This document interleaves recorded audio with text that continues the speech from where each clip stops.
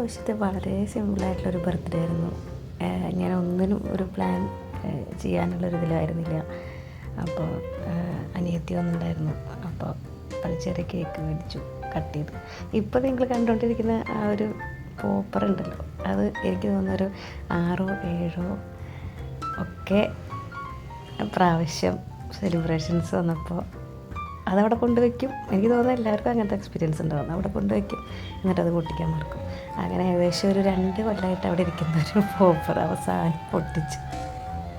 അതിൻ്റെ എക്സൈറ്റ്മെൻറ്റായിരിക്കും അവിടെ അതിൽ കൂടുതൽ കാണുന്നത്. അങ്ങനെ തന്നെ പിന്നെ നമ്മുടെ കഴിഞ്ഞ കൊല്ലം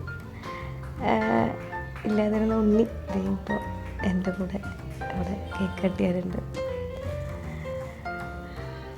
അതൊക്കെയാണ് പുതിയ സന്തോഷം.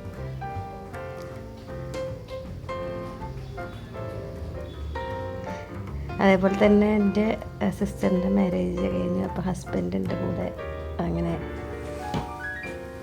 രസകരമായിട്ട് ബർത്ത്ഡേ കഴിഞ്ഞു.